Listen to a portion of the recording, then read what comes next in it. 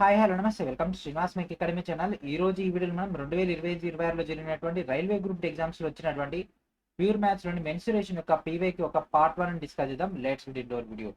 వీడియోలోకి వెళ్ళిపోయిన ముందు మీరందరూ ఏం చేయాలి, వెంటనే వీడియోని లైక్ చేసి ఛానల్ ఇంకా సబ్స్క్రైబ్ చేయకుండా వెంటనే సబ్స్క్రైబ్ చేయండి. So this is our new channel Srinivas make academy channel. And దాంతోపాటు మీ యొక్క అమూల్యమైనటువంటి హై పాయింట్స్ కూడా మన యొక్క వీడియోస్కి ఇచ్చినట్లయితే మన యొక్క వీడియోస్ కొద్దిగా బూస్టింగ్ అయితే రావడం జరుగుతుంది.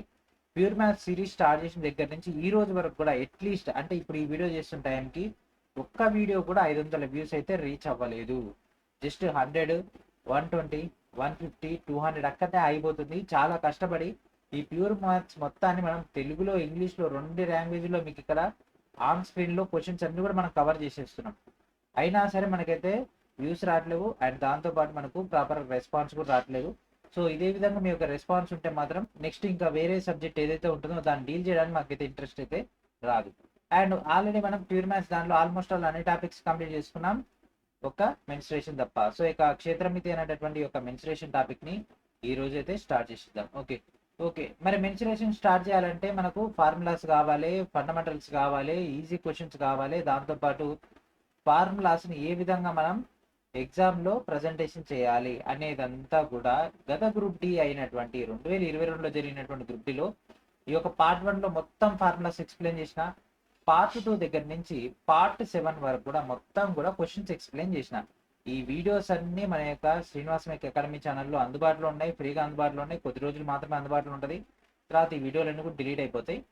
సో యాజ్ ఎర్లీ యాజ్ పాసిబుల్గా ఈ యొక్క వీడియోస్ అన్ని వాచ్ చేయండి. అండ్ దాంతోపాటు ఇప్పుడు నేను చెప్తున్నటువంటి క్వశ్చన్స్ ఏదైతే ఉన్నాయో ఆ క్వశ్చన్స్ కూడా ప్రాపర్గా ప్రిపేర్ అయితే మీరు మంచి స్కోర్ అయితే తెచ్చుకోవచ్చు. ఎందుకంటే మెన్సురేషన్ అనేది మనకు గ్యారంటీ క్వశ్చన్స్ వస్తాయి, ఈ టాపిక్స్ నుంచి గ్యారంటీ క్వశ్చన్స్ వస్తాయి అన్నప్పుడు ఈ టాపిక్ పైన గ్రిప్ ఉంటే మార్క్స్ కూడా గ్యారంటీగా వస్తాయి. సో గత గ్రూప్ డీలు ఎన్ని క్వశ్చన్స్ అడిగిండో చూడండి, ఈసారి కూడా ఇన్ని వీడియోల దాకా వస్తాయి. మీ యొక్క రెస్పాన్స్ని బట్టే మనం ఇక్కడ మూవ్ అయితే అవ్వడం జరుగుతుంది. ఓకే, సో లేట్ చేయకుండా మన యొక్క క్వశ్చన్స్లోకి వెళ్ళిపోదాం. క్వశ్చన్స్లోకి వెళ్ళిపోయే ముందు మీ అందరూ కూడా ఒక చిన్న ఇంటిమేషన్. ప్రజెంట్ మనం డిస్కస్ చేస్తున్నటువంటి గ్రూప్ డి క్వశ్చన్స్ అన్ని కూడా మనం అయితే ఈ విధంగా కంటెంట్ అయితే రెడీ అయితే చేయడం జరిగింది. ఓకేనా, తెలుగు మీడియంలో మొత్తం కూడా టైపింగ్ చేసి అయితే సొల్యూషన్ చేసి కూడా రెడీగా అయితే పెట్టడం జరిగింది. బట్ మనకు ఆ రెస్పాన్స్ అయితే రావట్లేదు క్యాండిడేట్స్ నుంచి. ఇంట్రెస్ట్ రాకపోవడం వల్లనే ఈ కంటెంట్ మొత్తాన్ని కూడా మనం ప్రజెంట్ అయితే హోల్డ్ చేసేస్తున్నాం. ఈ మెటీరియల్ డైరెక్ట్ మన యొక్క కోర్స్లో అవైలబిలిటీలో అయితే రాబోతుంది. ఓకేనా, సో ఈ విధంగా మనకైతే కంటెంట్ అయితే రెడీ అయిపోయింది. మొత్తం typing, English question, Telugu question, options, answer, మొత్తం డీటెయిల్స్ అన్ని కూడా ఏదైతే మనం బోర్డు మీద డిస్కస్ చేసుకున్నామో ఆ డేటా మొత్తాన్ని కూడా డైరెక్ట్ యాప్లో పెట్టేస్తా. ఎవరైతే కోర్సుగా ఆస్పిరెంట్స్ ఉంటారో వాళ్ళందరూ కూడా త్వరలోనే ఈ యొక్క సిరీస్ అయిపోయిన తర్వాత అంటే మెన్స్ట్రేషన్ లాస్ట్ వీడియో దాంట్లో మీకు ఒక అప్డేట్ ఇచ్చేస్తా. అక్కడి నుంచి మీరు డైరెక్ట్గా గ్యాదర్ అయితే చేసుకోవచ్చు. ఓకేనా, బయటకి ఇచ్చే ప్రయత్నం చేసినాం కానీ ఆస్పిరెంట్స్ నుంచి సరిగా రెస్పాన్స్ రావట్లేదు కాబట్టి సో మళ్ళీ ప్యూర్ మ్యాథ్స్ ఎందుకు రిలీజ్ చేయలేదంటే అదే మనకు కనీసం వీడియోలు పెడితే రీచ్ వస్తే ఓకే క్యాండిడేట్స్కి ఇంట్రెస్ట్ ఉంది ఆఫ్లైన్లో చదువుకుంటారని. అసలు ఇంట్రెస్ట్ లేనప్పుడు మనం దీన్ని రిలీజ్ చేసి కూడా అనవసరం అన్న ఉద్దేశంతో దీన్ని ప్రజెంట్ అయితే సైడ్కి అయితే పెట్టేస్తున్నాం. మొత్తం 140 పేజీల దాకా ఉంటుంది ఈ కంటెంట్ అయితే. అది రాగానే చూద్దాం. మనం ఒకసారి అయితే ఈ క్వశ్చన్స్ కంప్లీట్ చేసుకున్నాము ఫాస్ట్గా. ఆల్రెడీ మీ అందరి ఫార్ములాస్ వచ్చనే ఉద్దేశంతో నేను డైరెక్ట్ ఫార్ములాస్ అన్ని కూడా ఇంప్లిమెంటేషన్ చేసుకుంటూ వెళ్ళిపోతాం. ఓకే, ఇక లేట్ చేయకుండా మన యొక్క క్వశ్చన్స్లోకి వెళ్ళిపోదాం. And here is our first question. So మొత్తం కూడా నేను తెలుగు అండ్ ఇంగ్లీష్లో ఉంటుంది. క్వశ్చన్స్ చాలా లెంతీగా ఉంటాయి, సొల్యూషన్స్ చాలా మటుకు మనం అర్థం చేసుకునే దాన్ని బట్టి ప్రజెంటేషన్ చేయాల్సి ఉంటుంది. సో నేను తెలుగు మీడియంలో వెళ్ళిపోతా. ఇంగ్లీష్ మీడియం క్యాండిడేట్స్ వీడియోని పాస్ చేసి పైన ఉన్నటువంటి క్వశ్చన్ కూడా చదువుకోండి. ఎందుకంటే తెలుగు ఇంగ్లీష్ రెండు చదివితే అన్నీ 5-6 నిమిషాలు పోతుంది. ఓకే, సో డైరెక్ట్ తెలుగు మీడియంలోకి వెళ్ళిపోదాం. ఒక ప్యాకేజింగ్ కంపెనీ కంటే 2 సైజుల దీర్ఘచతురస్రాకార పెట్టెల కోసం కార్డ్బోర్డ్ అవసరం ఉందంట.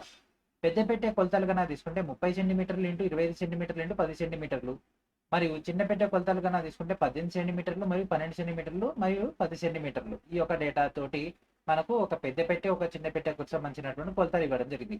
అతి వ్యాప్తి అంటే మనకి ఒక ఓవర్ ల్యాప్స్ కోసం మొత్తం ఉపరితల వైశాల్యంలో అదనంగా 6% అవసరము. సో మనకు కొంత స్పేస్ అనేది ఉండాలి కదా, సో దానికోసము ఓవర్ ల్యాప్స్ కోసం 6% అదనంగా ఉండాలి. ఒకవేళ 10,000 చదరపు సెంటీమీటర్ల కార్డ్బోర్డ్ కన్నా తీసుకుంటే దాని యొక్క ధర 45 రూపాయలు అయితే 400 పెద్ద పెట్టెలకి 500 చిన్న పెట్టెలు ఉత్పత్తి చేయడానికి అవసరమైనటువంటి కార్డ్బోర్డ్ యొక్క మొత్తం ఖర్చును కనిపెట్టండి. అదే సమీప వందలకు అంటే ఇక 100కి సెట్ చేసి లెక్కించండి. ఓకే, ఒక కార్డ్బోర్డ్ అంటే ఏ విధంగా ఉంటుందండి? ఒక దీర్ఘ ఘనమే కదా. ఓకేనా, కాకపోతే లోపల ఏముండదు, ఖాళీగా ఉంటుంది, కానీ సర్ఫేస్ అనేది ఈ విధంగా ఉంటుంది. ఓకే, సో దీనికి సంబంధించినటువంటి surface area that equals to 2 into పెద్దది తీసుకుందాం, లార్జ్ వన్ తీసుకుంటే సైజ్ ఎంత అండి, larger box 30 into 25 into 10. So ఇక్కడ మన ఫార్ములా ఏంటిది, LB plus BH plus LH. So 30 25ల 750, 25 10ల 250, 30 10ల 300. ఈ మొత్తం కూడితే 2600. And next small surface area, small box సంబంధించినటువంటిది. సో స్మాల్ బాక్స్ కొలతలు ఏమున్నాయండి ఇక్కడ, 18 12 10 కదా, 18 12 10. హైట్ తక్కువ ఉండాలి ఎప్పుడైనా. ఓకే, సో ఇప్పుడు దీనికి సంబంధించినటువంటి డేటా కనుక తీసుకుంటే 2 ఇంటూ 18 12ల 216, 12 10ల 120, 18 10ల 180. సో ఈ మొత్తం సాల్వ్ చేస్తే మనకు 1032. ఓకే, పెద్ద పెట్టే యొక్క సర్ఫేస్ ఏరియా వచ్చింది, చిన్న పెట్టే యొక్క సర్ఫేస్ ఏరియా వచ్చింది. అయితే ఏమంటుండు, 400 పెద్ద పెట్టెలు, 500 చిన్న పెట్టెలు, అంటే 400 larger boxes plus 500 smaller boxes, వాటి యొక్క డేటా. సో పెద్ద బాక్స్ సంబంధించినటువంటి డేటా ఎంత, 2600 కదా, 400 ఇంటూ 2600 ప్లస్ 500 ఇంటూ ఈ చిన్నది ఎంత, 1032 వచ్చింది కదా. మొత్తం సర్ఫేస్ ఏరియా మనం కనుక్కుంటే 15,56,000 వచ్చింది. అయితే ఇక్కడ ఇంకో పాయింట్ ఏమన్నాడు, అదనంగా 6% కావాలన్నాడు. ఇది మనకు 100% అయితే అదనంగా 6% అంటే 106% కావాలి. అంటే దట్ మీన్స్ దాని మొత్తాన్ని సాల్వ్ చేసి దీన్ని ఇటు చేసేస్తే మనకు 16,49,360 వచ్చింది. ఓకే, ఇప్పుడు ఏమంటుండు, ఇప్పటిదాకా డేటా ఓకే, మనకి ఇక్కడ అమౌంట్ పాయింట్ ఆఫ్ వ్యూ అంటుంది ఏమని, 10,000 చదరపు సెంటీమీటర్లకి అంటే 10,000 సెంటీమీటర్ స్క్వేర్కి 45 అయితే 16,49,360కి ఎంత. సో 16,49,360 ఇంటూ 45/10,000 కదా డేటా, 100 తీసుకోవచ్చు, 10,000 కదా, కాబట్టి 10,000 చేస్తే మనకు 7,422.12 వస్తుంది. So nearest 7,400. Answer option B is our answer. So this is the first question and hardest question. And next question, maximum మనం ఏం చేసినామంటే మీకు ఇక్కడ ఇమేజ్ అయితే ఇవ్వడం జరిగింది. ఓకేనా, ఈ క్వశ్చన్ మొత్తాన్ని సింప్లిఫై చేసి ఇక్కడ ఇమేజ్ అయితే ఇవ్వడం జరిగింది. దానివల్ల మీకు టైం సేవ్ అయింది, విజువల్ కనిపిస్తుంది అసలు ఆ క్వశ్చన్ ఏంది, దాని యొక్క విజువల్ స్ట్రక్చర్ ఏంది అనేది. ఓకే, పీక్యూఆర్ఎస్ అనేది ఒక సమలమ్మ చతుర్భుజం, అంటే ఒక ట్రిపిజం. ఓకేనా, పీక్యూఆర్ఎస్ అనేటటువంటి ఒక సమలమ్మ చతుర్భుజం. అయితే దీంట్లో మనకు పీక్యూ రేఖ అనేది ఎస్ఆర్ రేఖకు సమాంతరం, పీక్యూ రేఖ అనేది ఎస్ఆర్ రేఖకు సమాంతరము. ఓకే, క్యూఆర్ఎస్ అనేది 60. ఇక్కడ క్యూఆర్ఎస్, ఇక్కడ యాంగిల్ ఎంత అండి, ఇక్కడ యాంగిల్ ఎంత 60. ఆరు కేంద్రంగా, ఓకే, ఆరు కేంద్రంగా ఆర్క్యూ వ్యాసార్థంగా, ఆర్క్యూ వ్యాసార్థంగా ఒక చాపాన్ని గీస్తే అది ఎస్ఆర్ రేఖపై ఒక పాయింట్ దగ్గర కలిసింది. ఆ కలిసినటువంటి పాయింట్ మనం బి అనుకున్నాం. ఓకే, సో క్యూఏబి చాపంపై క్యూ ఇక్కడ ఏదో ఒక పాయింట్ దగ్గర, ఇక్కడ ఏ అనుకుందాం, ఫర్ ఎగ్జాంపుల్ ల్యాండ్ అని అనుకోవచ్చు, ఏదో ఒక బిందువు. అయితే పీక్యూ క్యూఆర్ వాల్యూ 14 సెంటీమీటర్. ఇగో పీక్యూ వాల్యూ 14 గంట, క్యూఆర్ డేటా కూడా 14 గంట. ఇక్కడ ఎస్బి ఈక్వల్స్ టు 8 సెంటీమీటర్స్ అంటే ఇగో ఇక్కడ నుంచి ఇక్కడ దాకా 8 సెంటీమీటర్లు. ఇగో దీన్ని ఇక్కడ నుంచి ఇక్కడికి రేడియస్ 14 అయినప్పుడు సేమ్ ఇదే చాపని తీసుకుంటే ఇక్కడ నుంచి ఇక్కడ కూడా 14 అవుతుంది కదా, ఇది 14 అవుతుంది, ఇది 8, అంటే 14 + 8 అంత చెప్పండి, ఇది 22, అది 14. ఓకే, ఇప్పుడు దీని యొక్క లెంత్ మనకు తెలిసింది, ఇక్కడ లెంత్ మనకు తెలిసింది. అయితే PQABSP, okay, PQABSP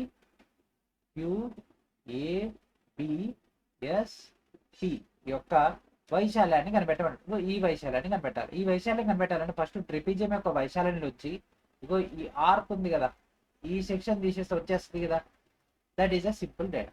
so trapezium యొక్క ఫార్ములా మీకు తెలుసు ఏంటిది, ½ into H into A plus B. A plus B ఎంత, ఏ అంతా 14, 14 + 22 ఎంత 36.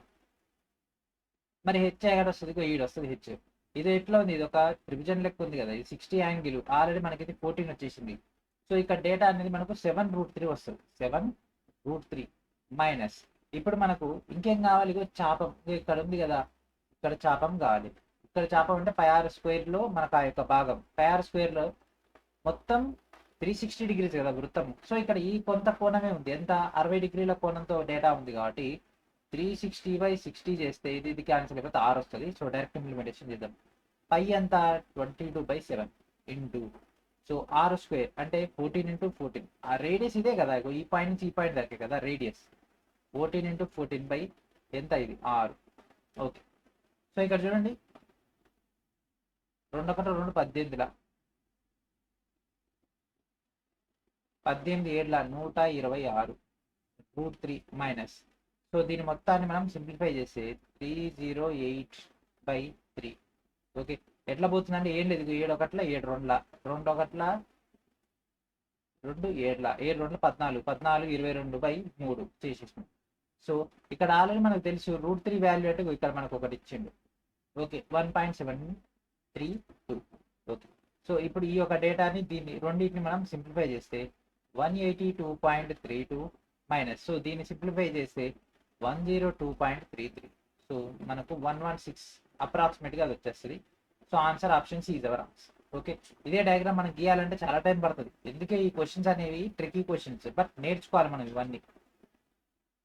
నెక్స్ట్, ఒక లోలపు స్తూపాకార గొట్టం 2 చివరలా తెరిచి ఉంది. ఓకేనా, అంటే జస్ట్ లైక్ ఒక పైప్ అనుకోండి. ఆ గొట్టం యొక్క బాహ్య వ్యాసం అనేది 12 సెంటీమీటర్లు, రేడియస్ ఇవ్వలేదు మనకి, ఇక్కడ డయామీటర్ ఇచ్చిండు, దాని పొడవు 63 సెంటీమీటర్లు, అంటే హైట్ అనేది వచ్చేసింది మనకు. లోహపు గొట్టం మందం అన్ని చోట్ల 0.4 సెంటీమీటర్ ఉంది, అంటే థిక్నెస్ ఇచ్చేసిండు. గొట్టం యొక్క మొత్తం ఉపరితల వైశాల్యాన్ని కనిపెట్టండి. So answer nearest multiple of 5 యొక్క డేటాని తీసుకోమంటుండు. ఓకే, సో ఆన్సర్ చేసేయండి. ఇక్కడ చూడండి మనకు దీనికి సంబంధించినటువంటి total surface area actual formula ఏంటిది, పెద్దది మరియు చిన్నది ఈ రెండింటిని తీసుకొని మనకి ఒక థిక్నెస్ ని కూడా కౌంట్ చేసుకుని సరిపోద్ది కదా. సో పెద్దది 2πRH ఏంటిది, ఇది టోటల్ సర్ఫేస్ ఏరియా పే సిలిండర్. ఓకే, ప్లస్ లోపలిది ఇంకోటి ఉంది కదా చిన్నది, అదేంటిది 2πh ప్లస్. ఇప్పుడు దీని ఒక థిక్నెస్ డేటా కావాలి కదా, సర్ఫేస్ ఏరియా ఇక్కడ కనిపిస్తుంది చూడండి, ఇది నేను అనేది ఈ పార్ట్ ఉంది కదా. సో ఈ పార్ట్ ఏంటిది 2π × r² - స్మాల్ r². ఎందుకంటే పెద్ద వృత్తం నుంచి చిన్న వృత్తం తీసేస్తేనే కదా ఈ థిక్నెస్ వచ్చేది. ఈ థిక్నెస్ ఇక్కడ హైలైట్ చేస్తాం చూడండి, ఇక్కడ ఇక్కడ ఈ భాగం అదంతా సర్ఫేస్ ఏరియానే కదా మనకు కనిపిస్తుంది కదా. సో మనకు డయామీటర్ ఎంత ఇచ్చిండు, 12 ఇచ్చిండు. సో రేడియస్ ఏమవుతుంది 6 అవుతుంది, అంటే R = 6. మరి స్మాల్ r ఏమవుతుంది, దీనిలోంచి ఒక థిక్నెస్ తీసేస్తే మనకు 5.6 వచ్చేస్తుంది. కాబట్టి మీకు డౌట్ ఉండొద్దని ముందే ఇక్కడ రాసి పెట్టేసిన డయాగ్రామ్ లో. ఓకే, హైట్ ఆల్రెడీ మనకు తెలుసు 63, ఈ రెండు ఒకే హైట్ లో ఉంటాయి కాబట్టి మనకు ప్రాబ్లం లేదు. ఓకే, సో ఇక లేట్ చేయకుండా దాంట్లో ఇంప్లిమెంటేషన్ ఇద్దాం. 2π కామన్ తీసేయండి, 2 × 22/7 కామన్ తీస్తే ఆర్ ఎంత అండి, హైట్ ఎంత 63 ప్లస్ స్మాల్ ఆర్ ఎంత అండి 5.6 × 63 ప్లస్ ఆర్ఆర్ల 36 మైనస్ మనకు 31.36/7 44 ప్లస్ 9 ప్లస్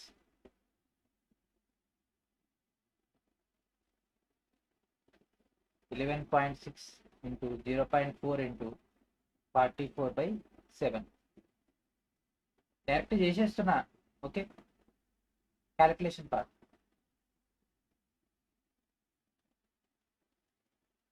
44 × 9 ప్లస్.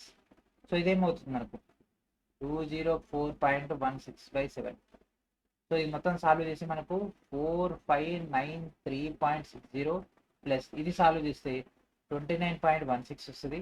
సో ఇది కూడితే మనకు 4622, అంటే approximately 4625. Option C is our answer.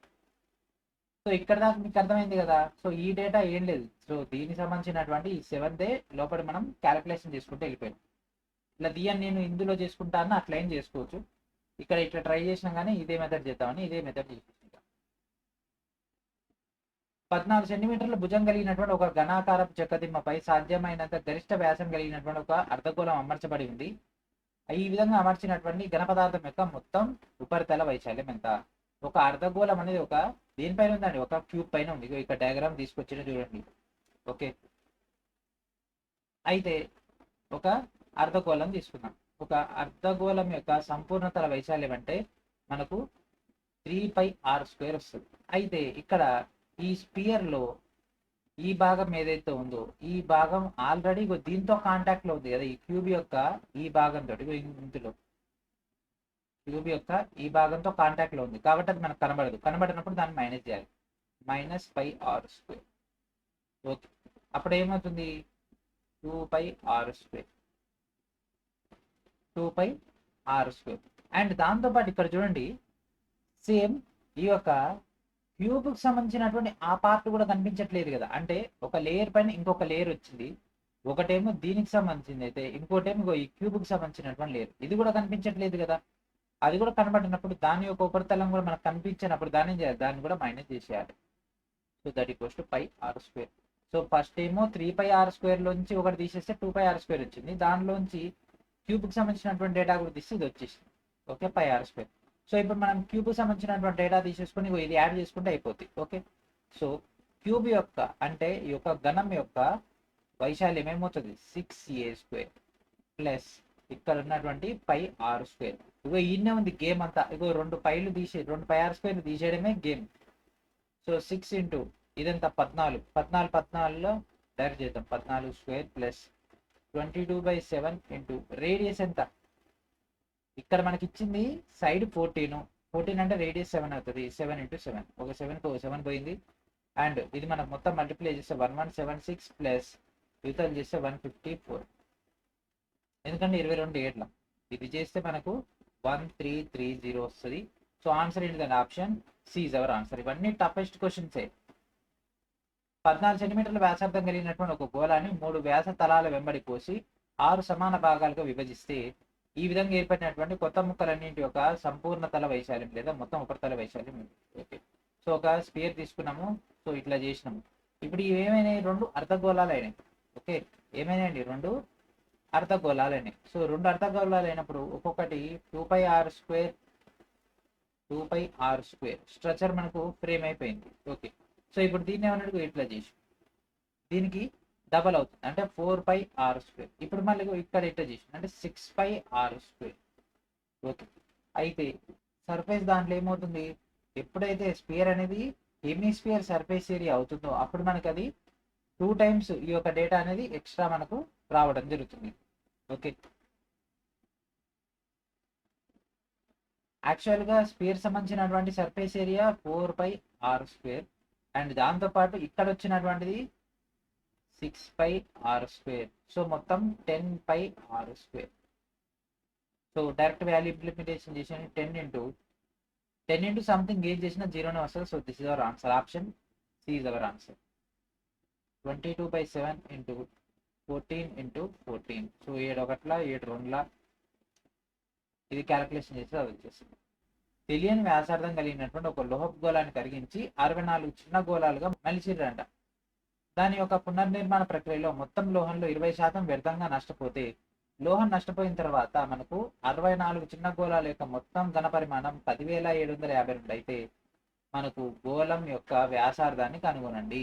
ఏది? అసలు గోళం యొక్క వ్యాసార్థాన్ని కనిపెట్టమంటుంది. ఓకే, సో మనకి ఇక్కడ ఇచ్చింది ఏంది? అసలు గోళం యొక్క వ్యాసార్థం అంటే అది కరిగించిన తర్వాత అంటే 20% నష్టపోయిన తర్వాత అంటే 80% డేటా అనేది మనకు 10,752 అయితే అసలు గోళం యొక్క డేటా అనేది మనకు ఎంత అవుతుంది? ఇది చేస్తే 13,440. ఓకే, సో ఇప్పుడు గోళం ఘనపరిమాణం కావాలి, ఇది అసలైంది. సో 13,440 దట్ ఈక్వల్స్ టు మనకు గోళం యొక్క ఘనపరిమాణం 4/3πr³. π అంటే 3.14. వాడు అదే ఇచ్చిన కాబట్టి అదే చేసుకోవాలి ఇంటూ r³. ఓకే, సో ఇప్పుడు దీన్ని సింప్లిఫై చేస్తే సో r³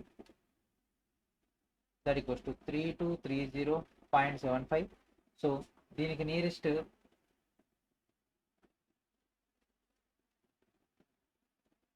ఆర్ అంటే మనకు ఆర్ డేటా అనేది మనకు దీని దగ్గర వస్తుంది 15 క్యూబ్కి దగ్గరగా వస్తుంది కాబట్టి option C is our answer.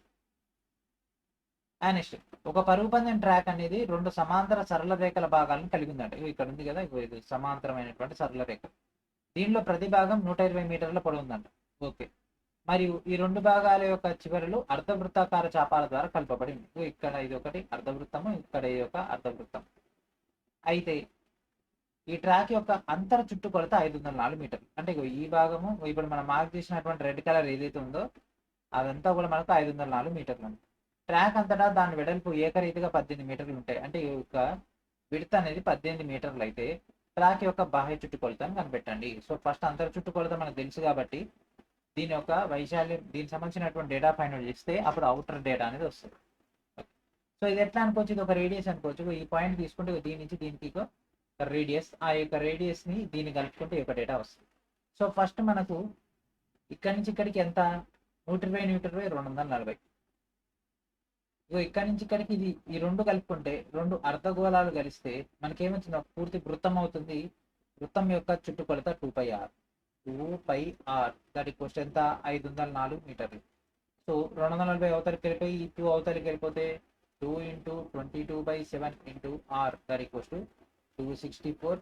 So 2 1 22 ఇదంతా క్యాన్సిల్ చేసేస్తే r ఈక్వల్స్ 42, ఎందుకంటే ఇది r లో పోతుంది. సో రేడియస్ అనేది 42. ఓకే, సో ఇప్పుడు రేడియస్ వచ్చింది అండ్ ఈ 18 కూడా కలుపుకుంటే capital R that equals 42 + 18 that equals 60. ఇప్పుడు మనకు పెద్ద చుట్టుకొలత కావాలంటే ఇక్కడ నుంచి ఇక్కడ డిస్టెన్స్ అయితే 120 కదా. సో 120 అంటే 240 + 2 × 22/7 × 60. ఏం లేదు, ఇది 2πr. పెద్ద వృత్తానికి సంబంధించినటువంటి డేటా తీస్తే మనకు అప్పుడు ఈ యొక్క క్యాలిక్యులేషన్ ఇది వచ్చేస్తుంది. ఈ మొత్తాన్ని సింప్లిఫై చేస్తాం. 240 + 377.14 వస్తుంది. సో ఇది 617.14. సో 617 అంటే అప్రాక్సిమేట్లీ 620. సో నియరెస్ట్ స్థానానికి అన్నది కాబట్టి option C is our answer. దీర్ఘచతురస్రాకారంలో ఉన్నటువంటి ఒక భూభాగం యొక్క కొలతలు 240 మీటర్లు × 180 మీటర్లు. దాని చుట్టూ బయటి వైపుగా 10 మీటర్ల వెడల్పు కలిగినటువంటి ఒక ఇరుకైనటువంటి కందకాన్ని తవ్వారు. ఆ తవ్వకం నుంచి వెలికి తీసినటువంటి మట్టిని ఆ యొక్క భూభాగం పైనే సమానంగా పరచడం వల్ల దానికి ఉపరితల మట్టం అనేది 25 సెంటీమీటర్లు పెరిగింది. హెచ్చు పెరిగింది ఎంత, 25 సెంటీమీటర్లు. కందకం యొక్క లోతును 2 దశాంశ స్థానాలకు సవరించి కనుగొనండి. ఓకే, సో దీనికి ఆన్సర్ చేయండి. సో ఇక్కడ ఉన్నటువంటి డేటా మొత్తం మనం ఇక్కడ డయాగ్రామ్ లెక్క తీసుకున్నాము. సో ఇది ఒక కందకం. ఓకేనా, ఈ కందకాన్ని మనం తవ్వాలి. ఈ తవ్విన దాన్ని దీంట్లో నింపాలి. ఓకే, ఇప్పుడు ఇది ఎన్ని సెంటీమీటర్ల మేర పెరిగింది చెప్పండి, 25 సెంటీమీటర్ల మేర పెరిగింది. సో 240 × 180 × 25 సెంటీమీటర్ల మేర పెరిగినటువంటిది.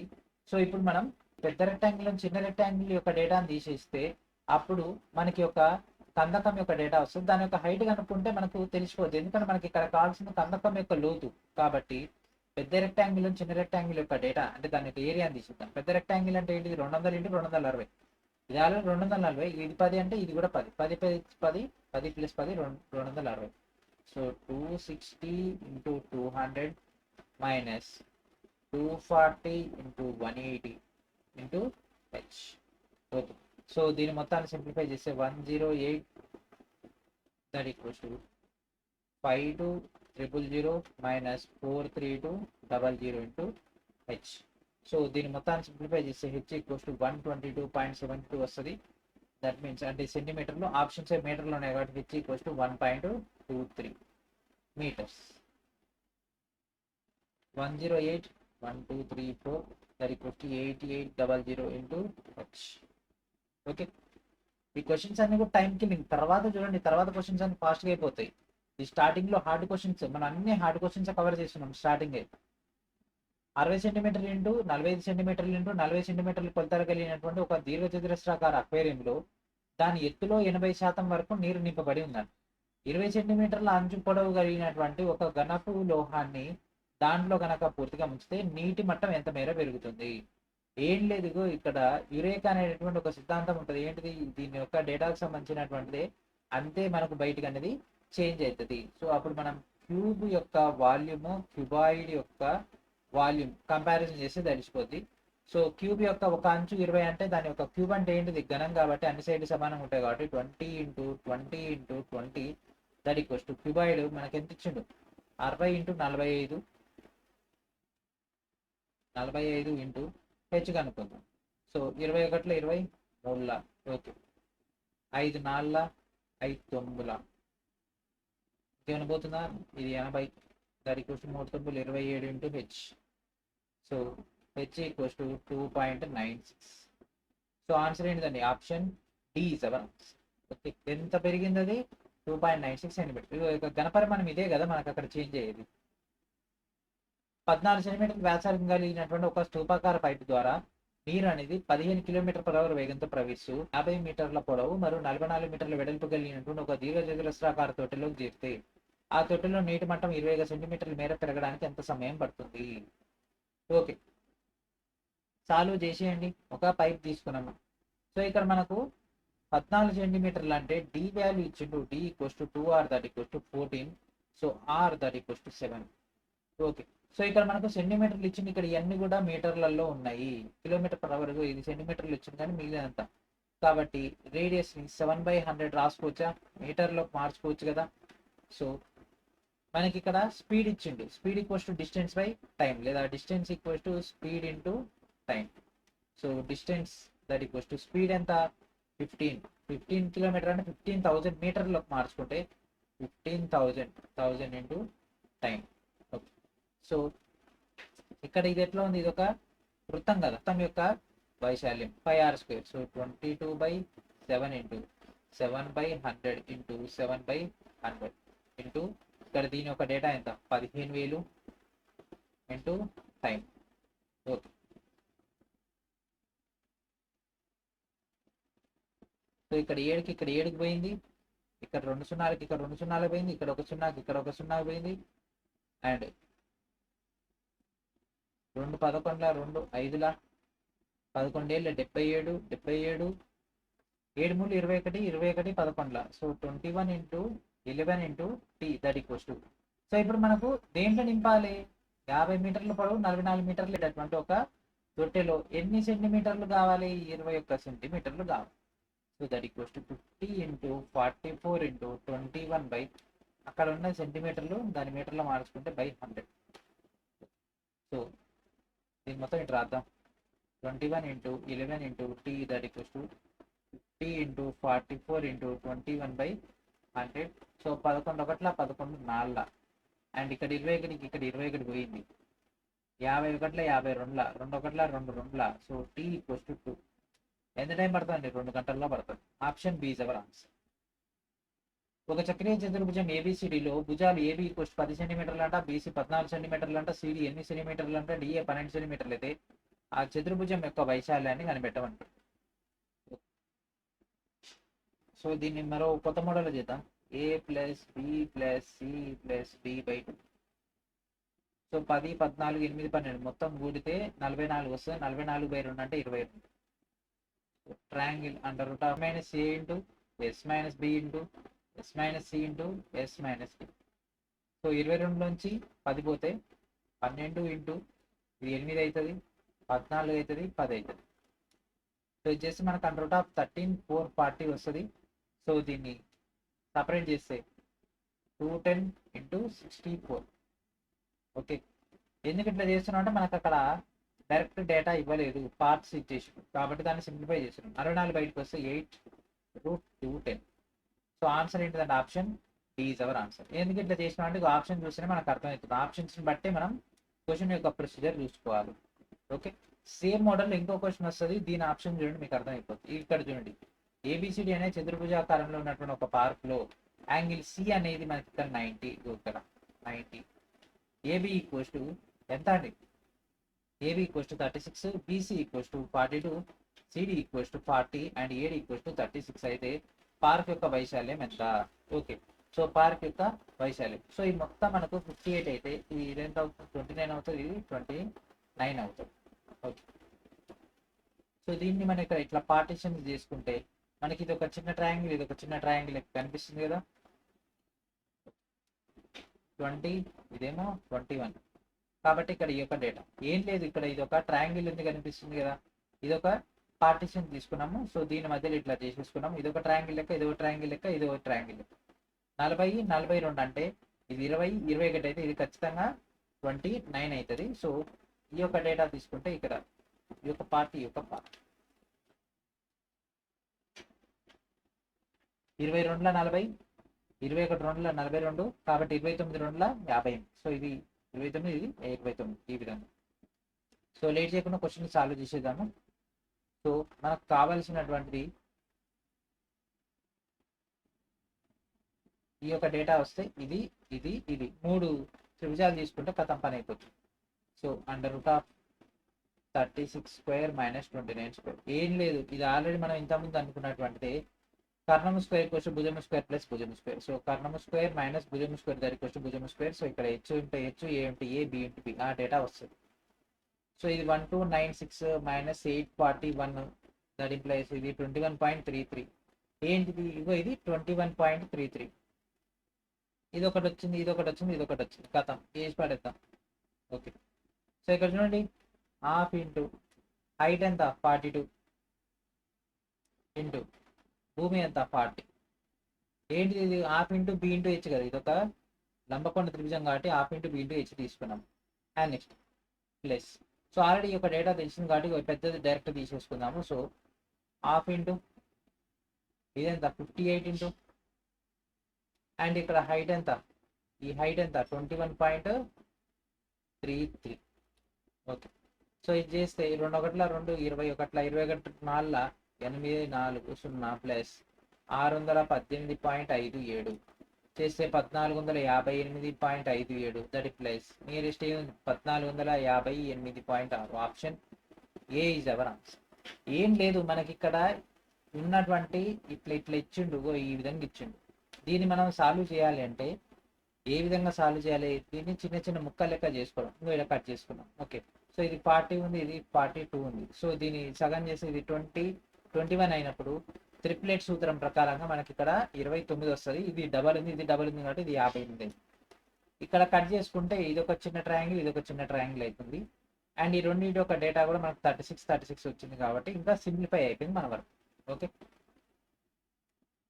12 సెంటీమీటర్ల వ్యాసార్థం మరియు 16 సెంటీమీటర్ల ఎత్తు కలిగినటువంటి ఒక శంఖాకార పాత్రలో అంచుల వరకు నీరు నింపబడి ఉందంట. ఆ నీటిలోకి ఒక గోళాన్ని దించిరంట. ఓకేనా? ఒక గోళాన్ని తీసుకొచ్చి ఆ యొక్క శంకు దాంట్లో పడేసారు. అయితే ఆ గోళం పరిమాణం ఎంత ఉందంటే ఆ శంకు యొక్క పక్క గోడను తాకినప్పుడు శంకు పూర్తిగా నీటిలో మునిగిపోయిందంట. అయితే ఈ సందర్భంలో పాత్ర నుంచి పొర్లిపోయినటువంటి నీటి ఘనపరిమాణానికి శంకులో మిగిలి ఉన్నటువంటి నీటి ఘనపరిమాణానికి మధ్య గల నిష్పత్తిని కనిపెట్టమంటుంది. ఎంత నీళ్లు పోయినాయి అంటే గోళం ఘనపరిమాణం తీసుకొని డైరెక్ట్ దాన్ని చేయొచ్చు. ఇప్పుడు మనకేంది, శంకు ఘనపరిమాణము గోళం ఘనపరిమాణం చేయాలి. అండ్ దాంతోపాటు గోళాన్ని శంకులో ముంచితే ఏదైతే బయటకు వెళ్ళిందో అది, అప్పటికి కూడా రిమైనింగ్ ఏదైతే శంఖంలో ఉందో ఆ శంకు యొక్క డేటాని తీసుకోవాలి. Very very very very hard to concept, but we can solve. So first దీని యొక్క రేడియస్ని కనుక్కోవాలి. ఓకే. సో దీని యొక్క రేడియస్ స్ట్రక్చర్ కన్నా తీసుకుంటే ఇక్కడ ఇది r అయితే ఇది 16 - r అవుతుంది. ఓకే. 16 - r by. సో మనకు ఈ యొక్క టోటల్ డేటా ఒకటి 16 అయినప్పుడు, ఒకటి 12 అయినప్పుడు ఇటు సైడ్ 20 అవుతుంది. ఎందుకంటే 8 6 10 ఇదేం లేదు, ఇది కూడా అంత ట్రిప్లెట్. ఒక సైడ్ 6, ఒక సైడ్ 8 అయినప్పుడు ఇంకో సైడ్ 10 అవుతుంది. 6 2 12, ఇక్కడ ఇది 16, 8 2 16 అండ్ 10 2 20.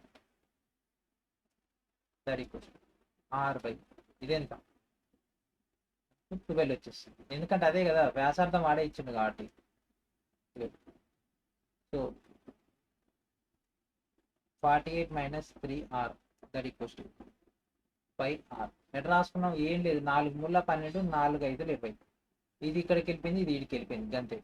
ఆ చిన్న చిన్నవి వచ్చనే నేను మ్యాక్సిమం చెప్పాను. మళ్ళీ తర్వాత అనిపిస్తుంది అంటే వాళ్ళకి అర్థం కాక మళ్ళీ నాకు అర్థం కాలేదు మళ్ళీ డైలాగ్ అంటారు. ఎందుకంటే ఆ చిన్న క్యాలిక్యులేషన్స్ కూడా అబ్జర్వ్ చేయాలి మీరు. డైరెక్ట్ మన గోళం ఘనపరిమాణం తీసుకుందాం. గోళం ఘనపరిమాణం 4/3 πr3. అండ్ నెక్స్ట్ శంకు ఘనపరిమాణం సంబంధించినటువంటి డేటా. శంకు ఘనపరిమాణం 1/3 πr²h మైనస్ అందులో గోళం వెళ్ళడం వల్ల మనకు కొంత వాటర్ బయటకు వెళ్ళిపోయింది. అందులో రిమైనింగ్ ఉన్నటువంటి వాటర్ తెలవాలంటే గోళం ఘనపరిమాణాన్ని తీసేయాలి. కాబట్టి ఏం చేస్తాం? 4/3 πr3. మొత్తం ఫార్ములాస్తో గేమ్ అండి. 4/3. ఓకే. ఇక్కడ 1/3, ఇక్కడ 1/3, 1/3, 1/3 కామన్ తీస్తే 1/3 పోయింది. ఇక్కడ పైకి, ఇక్కడ పైకి, ఇక్కడ పైకి పోయింది. ఇక్కడ r², ఇక్కడ r. Okay. 4r³ that implies r²h minus 4r³. So 4 into radius ఎంత? మన 16 అంటే 216. 12 12 100, ఇక్కడ పెద్దది 12 కదా, 12 12 144 ఇంటూ హైట్ ఎంత? 16. మైనస్ 4 ఇంటూ ఈ 864 వస్తుంది.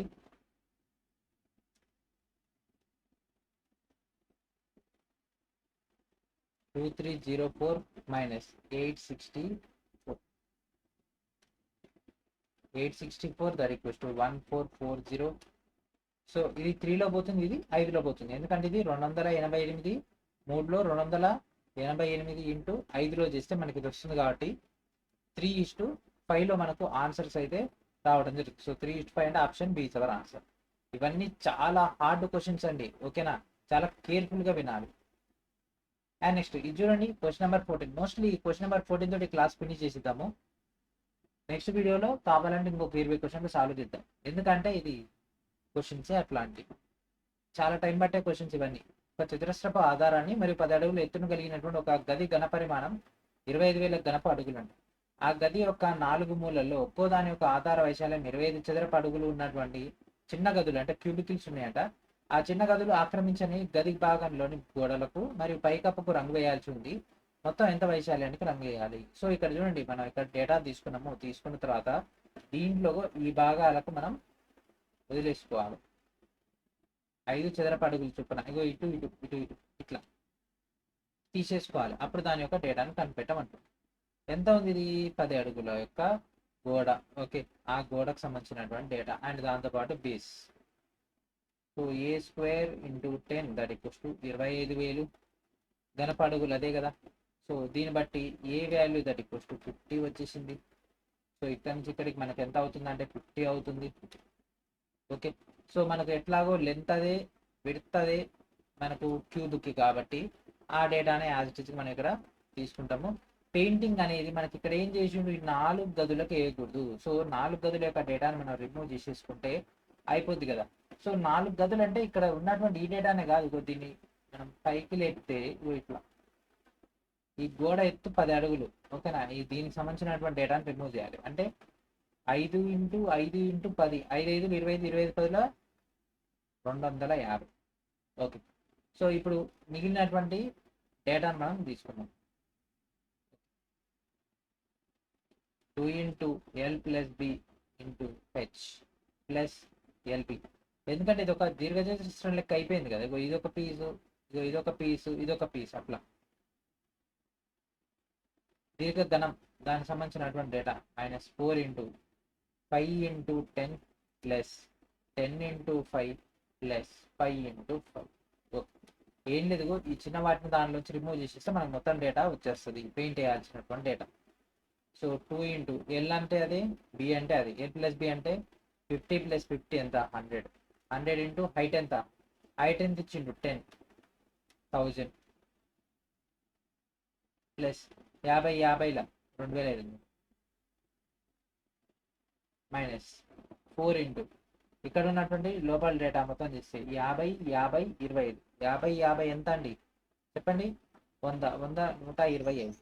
సో 4,500, ఇది 125 అంటే మనకి 500 చేస్తే 4,000 స్క్వేర్ ఫీట్స్. ఈ క్వశ్చన్ మళ్ళీసారి చెప్తా, క్లారిటీగా వినండి. ఇక్కడ ఏం చేసిందంటే ఒక బేస్ తీసుకున్నాడు మనోడు, అది ఎంత అని క్లియర్గా మెన్షన్ చేయలే, ఓకేనా. ఒక బేస్ తీసుకున్నాడు అంటే ఒక గది, ఒక హాల్ అనుకోండి, ఒక హాల్లో పెయింట్ వేయాలి, అది 4 మూలల సమానంగా ఉన్నటువంటిది.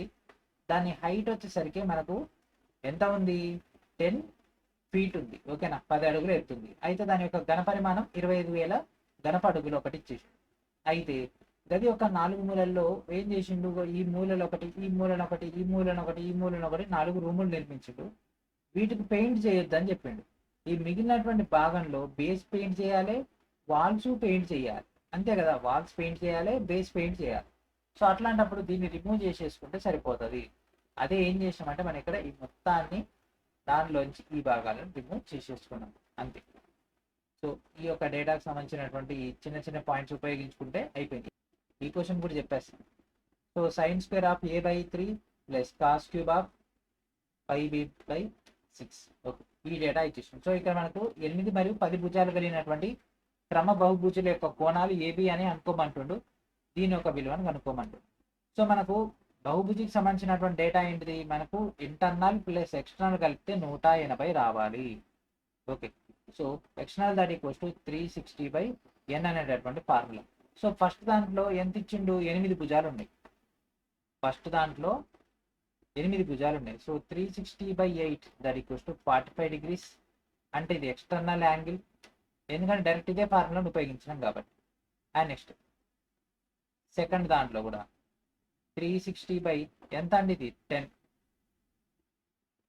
That equals to 36 external of B. Okay, మరి ఇంటర్నల్ తెలవాలి కదా. ఇంటర్నల్ అంటే ఏంటిది, ఎక్స్టర్నల్ ప్లస్ ఇంటర్నల్ కలిపితే 180. 180లోంచి 45 తీసేస్తే మనకు ఇంటర్నల్ వస్తుంది 135. అది ఇంటర్నల్ యాంగిల్. ఓకే, సో మరి దీని యొక్క డేటా ఏమవుతుంది, ఐబి దట్ ఈక్వల్స్ టు 180లోంచి 36 పోతే 144. సో ఇప్పుడు డైరెక్ట్ దీంట్లో తీసుకెళ్ళి క్వశ్చన్లో పడేద్దాం, AB. Okay, so sine square of A ఎంత, 135.